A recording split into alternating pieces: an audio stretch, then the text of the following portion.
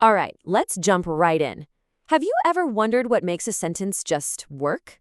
What's the secret sauce that makes it flow so smoothly?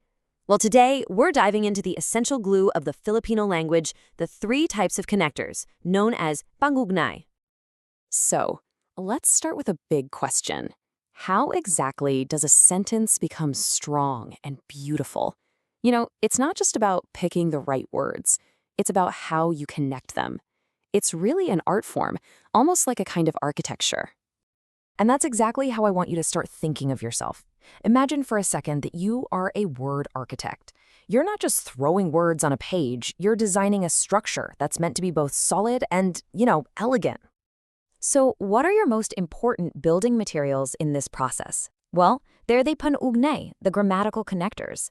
These are the absolute foundation of your craft.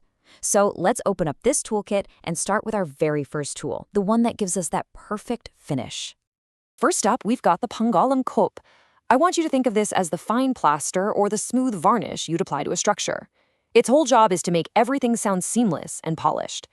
So what it does is link a modifier, that's an adjective or an adverb, to the word it's actually describing. Its main goal is just to beautify the phrase and make it sound way more natural to the ear. And there are two main types you're going to want to master. And the rule here is actually surprisingly simple. If the first word ends in a consonant, except for N, we'll get to that, you use na as a totally separate word, like in menta na kalusugan. But if the first word ends in a vowel, you attach n directly to it, so you get mabuting hari. See?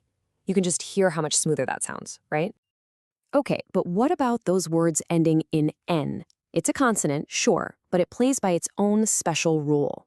Let's take a word like joran, which means model. All you do is you drop that final N and you attach eng instead, and it becomes jorang. Easy peasy. Now that we've got our smooth finish down, let's look at the tools for joining the bigger pieces together. All right, our second building material is the pangukol, or preposition. So, if the pangangkop was the smooth finish, you can think of the pangukol as the brackets and the joints that help you position key elements, specifically nouns, right where they need to go in your sentence. Its job is to connect a noun to all the other words, showing its relationship to the rest of the sentence. Is it the topic of conversation? Is it the person receiving an action? Where did the information come from? Well, the pangukol tells us all that. Let's look at a few examples. In this sentence, ayon sa means according to. It immediately tells you the relationship between the noun, balita, or the news, and the rest of the sentence. It tells us the news is the source of the information about the rain. And in this one, para sa means for.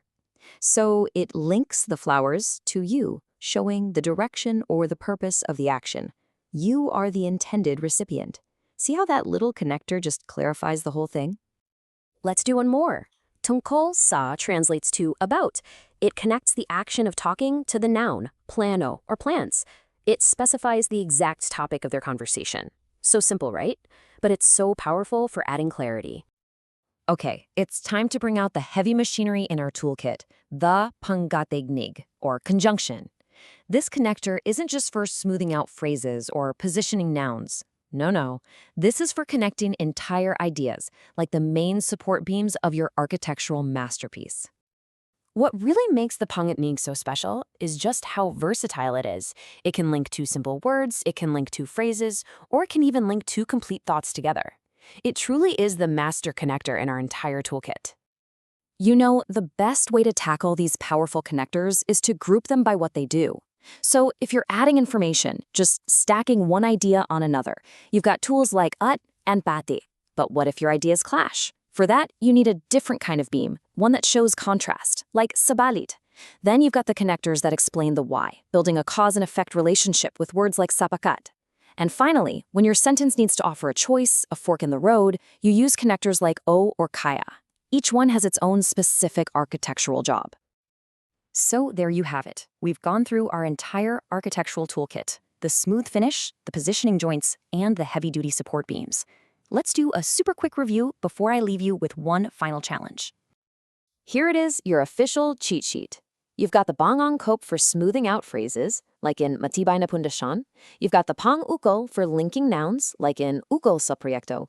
And you've got the mighty Pang-ugnay for joining whole ideas, like mag-aral ka upang matuto, study so that you may learn. 3 tools, 3 very distinct but absolutely vital functions. So what's the bottom line here? Now that you have the tools and you have the blueprint, you are the architect. So I'll leave you with this question. What beautiful sentence are you going to build now?